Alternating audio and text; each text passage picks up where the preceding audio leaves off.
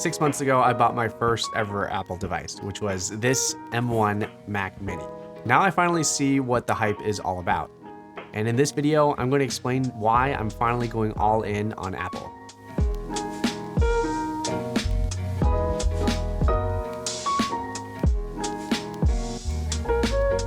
I'm a video editor on and off the clock, so I need a machine that can edit photos, videos, and create graphics pretty well. And what I have found is that this M1 Mac Mini is best in class for exactly that. The one I have here is a base model M1 Mac Mini with the 8 gigs of RAM, though I did change the storage. This has 512 gigs of storage. And man, let me tell you when I say this chip is fast, it's really freaking fast. Without doing any kind of benchmarking, I can say that it cuts so much better than my $2,000 PC, which was only built just a few years ago.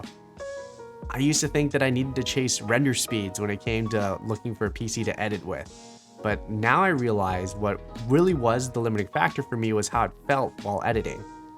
When I edited on my PC, playback would stutter, effects and color grades would lag, so on and so forth. Having been on PC as long as I have, this has just been something that you just got used to over time.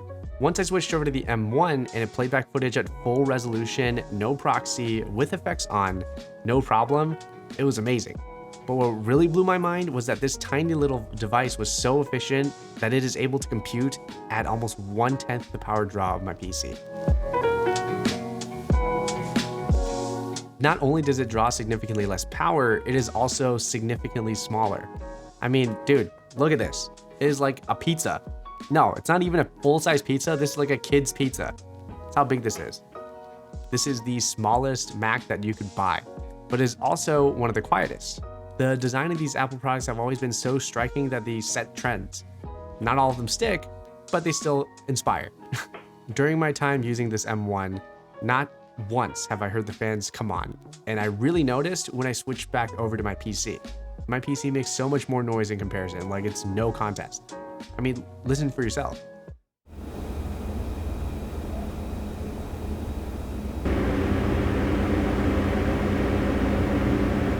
Unfortunately, this was just another one of those things where I just did not know better or if there was going to be an alternative. I've just always thought, well, I need fans and fans are going to fan, I guess. But so far, this machine has been able to perform multiple times more efficient at a fraction of the size and at a fraction of the cost. Price for me has always been one of the barriers to entry when it came to Apple products, which is why I never bought them. I mean, back in the day, you could build a PC with the same specs as a Mac and it would be loads cheaper.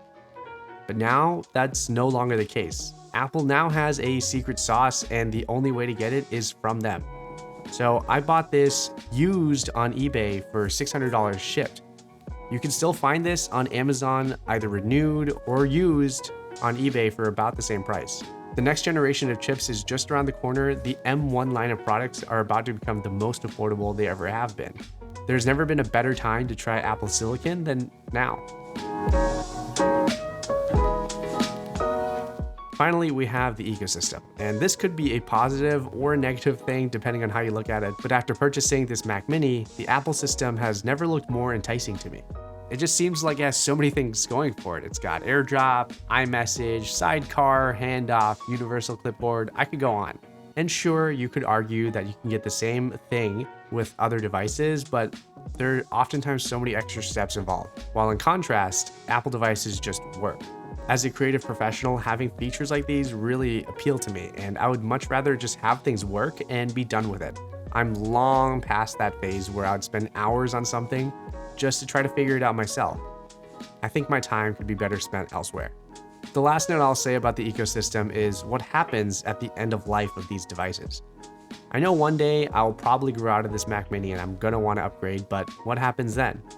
Well, in the past, I've either just handed down my PCs or sold it, and selling has always been way too much of a hassle, and it's just something I'd rather not do. Which brings me to Apple's trade-in program. While you might not get the most bang for buck when it comes to trading your devices to them, estimates are almost always guaranteed if your description is accurate. And I appreciate the certainty that you get from trading in your devices to Apple, meaning they'll clean your device and take care of everything and all that. That's probably why you don't get as much.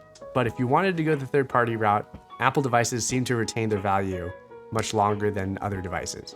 So in conclusion, obviously this computer is not going to be for everyone, but if you're looking for a productivity machine specifically for creative stuff, I would really encourage you to look into this M1 Mac Mini.